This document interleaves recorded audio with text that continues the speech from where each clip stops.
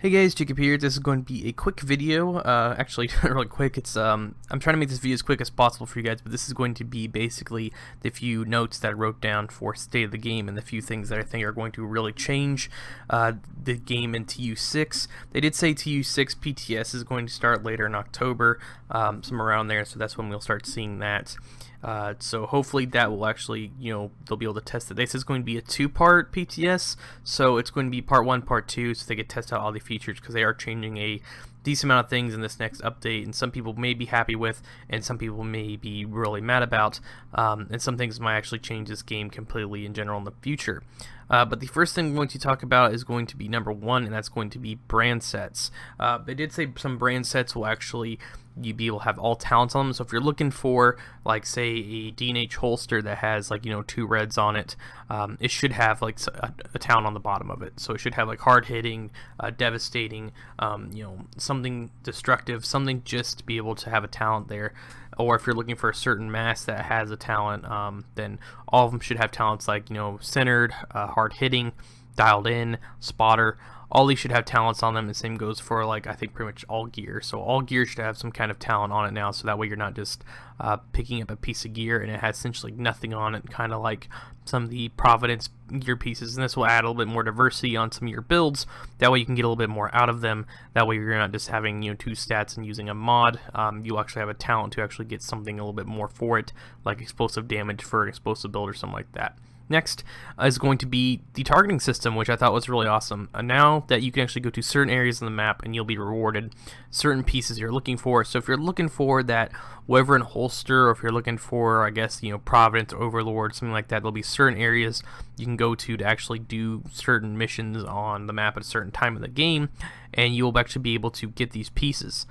So if you're looking for, say, Fenris, knee pads, or mask, or if you're looking for an assault rifle or certain mods, you can go to certain areas that you can actually do certain missions you can do to actually get certain things you're actually really looking for. Because I know some people have been looking for certain guns and certain gear for a long time, but now you can actually have kind of an area to go to search for that certain piece you're looking for, or that specific brand set you're actually looking for.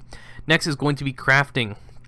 They did say that some of the materials, I guess, are going to cost, it can be a little less, and you'll actually be able to, it's going to be a little bit easier to craft stuff, and it's not going to be a pain, because some of this stuff costs a decent amount of materials to craft.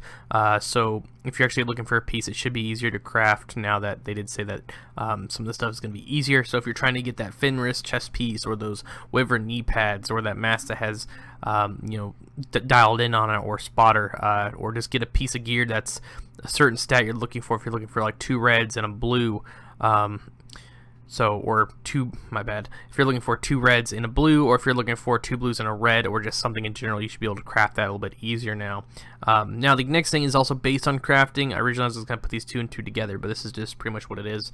And that's going to be the material cap. The material cap is going to be increased, so now you guys can actually just have tons and tons and tons of materials, and it's going to be higher instead of having 400. That way, if you guys are going around picking materials, you'll actually get something instead of just leaving a white trail around. Say if you have like 400 steel, then you won't be losing out. But now if you go to places like Solar Farm or the Underground, some of the boxes will include double, so the steel one should have like titanium and steel, so you actually should be getting double out of your materials than normal and have a decent amount, so you guys can craft more stuff and roll more stuff. Next is going to be named weapons. This is the one that made me excited the most. The named weapons are actually going to be changed a little bit. They are going to be adding more gear too. These are not going to be exotics. These are just named weapons, and they're going to have unique talents on them. Like, for example, if you have Ranger, or Optimus or something on there, like Optimus normal, you guys know what that is. But it might have an upgraded version of Optimus, might actually be better. So instead of having, say, like a certain amount of damage, so you have 3% on something, it might actually be 5. Same goes for, I think, some of the gear, like a talent that has like Wicked on it or something, might be 15 instead of 10, or Devastating might be 8 or 9. It's stuff like that. I guess they're going to be adding like gear and weapons. So this makes me really happy. Next is going to be the gear set changes. They did say that there's going to be 4-piece now gear sets. So to me, this is like Div 1 days, or Div 1 If you guys did not play Division 1, then back in the day, that classified gear sets did not come out till later on in the game, and it was just 4-piece, and you can combine so many things. And I think this is awesome because it's going to allow you to actually make more diversity in your build and actually run some of these gear sets if you're actually looking for them. And also, they did say that some of the raid gear sets, like the backpack and the chest piece, will now have talents on them that are for those, but those are required in the raid, and you can actually get these gear sets out of the raid, but they're not going to be that variant. They're going to be like the basically the standard variant. So if you want to test these out in the raid or actually just pick them up, you can go ahead and get them in the open world and test them out and just use them. That way you don't have to do the raid to get them. But if you want those upgraded pieces, you'll have to go to the raid and get them. This is a quick example right here. This is how the classified gear was in Division 1. Originally, it was not like that. It was just 4-piece. And when the Ninja Bag came out, people ran all kinds of crazy hybrids with this. But originally, it was just 1, 2, 3, 4. And that's pretty much what the brand set was. And they made, or the gear set was, that's pretty much what how it was. And you got 4 pieces, and you'd run Savage Gloves or short bar knee pads, or you'd run the Alpha Bridge with the Barrett's chest piece or something like that, and just combine stuff to have more damage or have more tankiness to your build. Now, the last thing on the list is going to be the recalibration.